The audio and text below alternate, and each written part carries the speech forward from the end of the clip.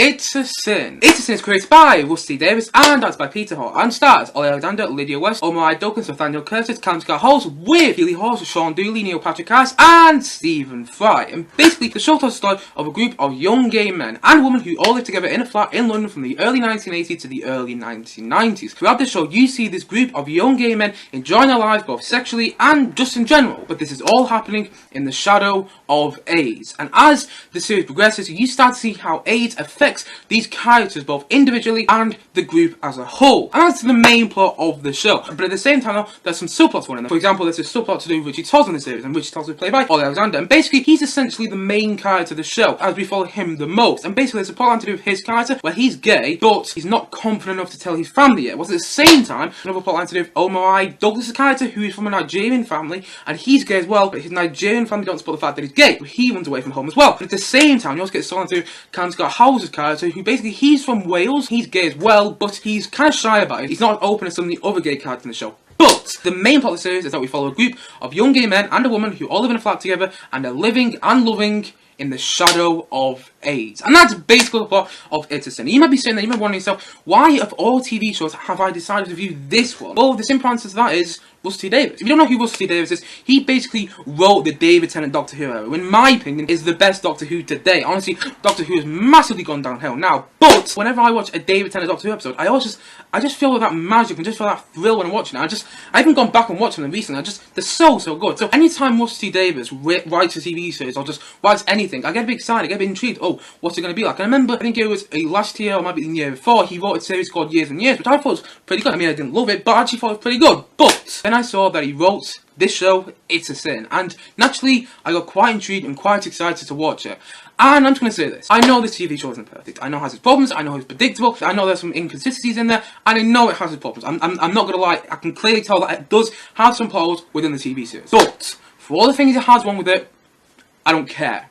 Because I actually think this show is absolutely incredible. And one of the big reasons I love this show so much is that it's fun, it's energetic, and it's entertaining. But at the same time though, it's powerful, it's moving and emotional, which I just really didn't expect with this series. Honestly, I mean, it was just so fun to watch on some stages. There's so many energetic moments in each and every episode that I was really going along with. But at the same time though, there's so many moving moments, so many emotional moments. And the thing is, I almost cried 5 times in this TV show. It's only 5 episodes long, and I almost cried 5 times. I mean, especially on the last episode, I was literally fighting back the tears. I was like this, oh my god, I'm gonna cry. Because it was so emotional and so moving, but at the same time, so entertaining. And honestly, the series just feels so energetic and so fun and entertaining. And at the same time though, it's dealing with a difficult subject matter. You know, the whole thing to do with AIDS. Yet, somehow, there's so many parts of the series which I just was so thoroughly entertained by. But at the same time though, yes it is emotional, and yes it is moving, and it did almost make me cry 5 times. And which, it's just so incredible, because this show, in 5 episodes, did something which some TV shows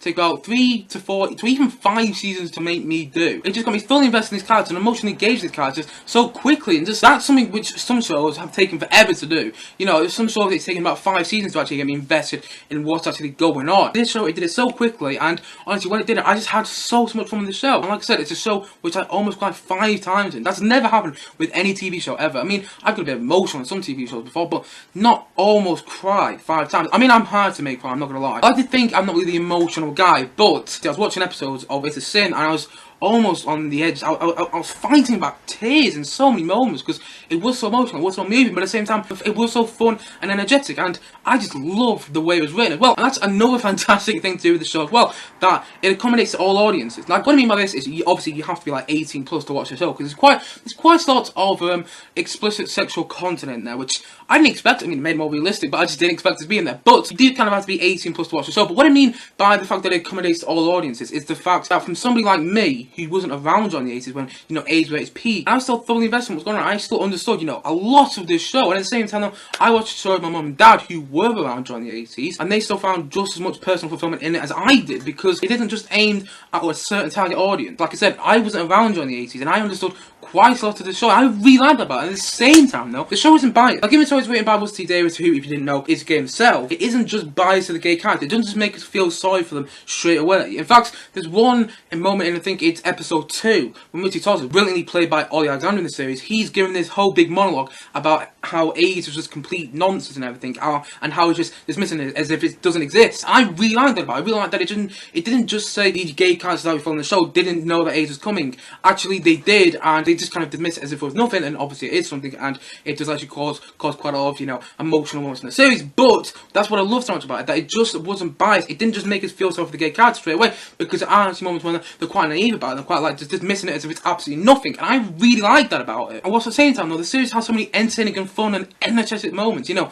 many moments which are just so well directed. Like Peter Hoar, who's the director of the show, did an absolutely superb job directing the show, really did. Like I said, there's just so many moments in the show which are so fun and energetic and just so entertaining to watch, which I just didn't expect. I'm so happy that I had those moments, because like I said, even though it does deal with that difficult subject matter, it actually does it in such a way that it delivers on those fun and energetic moments, but it also delivers on those emotional and powerful moments, which is what it needs to do. And another reason for that is simply the performance of the show. Like I said, Olly Alexander, who plays Richie Tozer in the TV show, is essentially the main character of the show. Honestly, his performance as Richie Tozer is like the beating heart of the show. Honestly, he's incredible, he really is. And at the same time, though, another fantastic performance, in my opinion, was Callum Howells, who's really, really good in the show as well. I really like him, I really did. And not to give too much away, but there was a certain moment with his storyline which did get quite sad, and I was literally on the verge of tears at one stage. And at the same time, though, the show also has a fantastic supporting cast with fantastic supporting performances, particularly Keeley Hawes. She's brilliant in the show. Patrick Harris is brilliant in there, and then so is Stephen Fry as well. And honestly, it's just so great. It really is. It's so incredible. And I enjoyed it so much because it has a fantastic 80s soundtrack as well, with loads of famous 80s songs in there which work really well. And at the same time, though, it's also got this fantastic musical score by Omari Douglas. If you don't know who Omari Douglas is, he actually composed quite a lot of the music for the David Tennant Doctor Who and the Matt Smith Doctor Who era, to think of it. But yeah, he composed quite a lot of Doctor Who music, and he composed music for this series as well, and it works really, really well. I really like the music for this series, and at the same time, though, like I said, the performances are really, really good. You can clearly tell that this main cast that we follow, Olly Alexander, Lydia West, Omari Douglas, and Nathaniel Curtis, and Callum Howells, they're all clearly having a lot of fun in the series, and they all have fantastic chemistry. And honestly, the performances are all just fantastic as well. They all have their moments that they shine in the series. And at the same time, though, it has fantastic supporting cast, which includes people like Keeley Hawes, Shaun Dooley, Patrick Harris, and Stephen Fry, which are all great in the show. At the same time, though, it doesn't just aim at itself at one audience. It accommodates to all audiences with, to a degree. There's quite a bit of sex in the show, not gonna lie, but actually all the sex in the show actually made it more realistic as well, which I kind of liked about it. And when you did get to those emotional moments, particularly between certain characters in the show, when you had all those fun moments early on the show, it made those emotional moments so much more impactful. And honestly, I just love it to sin, and I just thought it was absolutely fantastic. I really do. One last thing, isn't anything special, but actually, one of the episodes, I think it was episode 4, had quite a big nod to Doctor Who at one stage. I was like, oh, Russel Davies, because it was right on Doctor Who, and this show had quite a big nod to Doctor Who at one stage. I won't give it away in case people haven't seen the show, but this show had quite a big nod to Doctor Who at one stage, which I liked quite a lot. But anyway, all in all, I think It's a Sin is brilliant. It's fun, it's energetic, and at the same time, though, it's emotional, it's moving, and it's powerful. And so for that reason, I'm going to say that It's a Sin, I'm going to say it's a 10 out of 10. And by the way, notice how I've actually broken down each episode individually. Normally if I do a TV review of a TV show, normally I break down the episodes individually. Well, that's because I binge watch the show as a whole as a start. That's one of the reasons I didn't break down each episode individually. But another reason is the fact that all the episodes kind of molded together, but in a good way, which I didn't expect to say as well. Like, each episode had its own emotional and powerful moment. At the same time, each episode had its,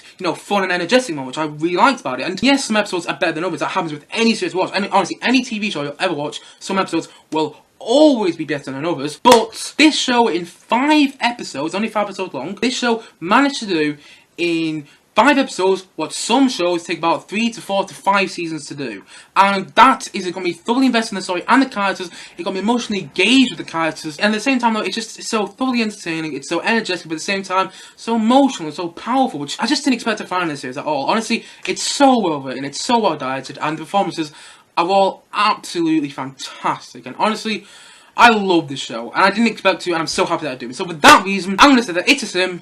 I'm going to say that it's a 10 out of 10 from me. Anyway guys, what do you think of It's a Sin? Please do comment down below. Let me know your thoughts in the comment section below. Honestly, I can't recommend this TV show enough. I mean, I binge watched it over 3 days on all four. It shows you how much I liked it. I don't think I binge watched anything ever. Honestly, it's everything a TV show needs to be. It's brilliantly written, and it's energetic, it's exciting, and it's really entertaining. But at the same time, though, it's powerful, it's moving, and it's emotional. Honestly, I just love it, and I can't recommend It's a Sin enough. Anyway, guys, thank you as always for watching. If you haven't yet, please do click down below and like, subscribe on this video, and look forward to many more both film and TVs coming very soon on this channel. See you guys again soon. Bye bye for now. Bye.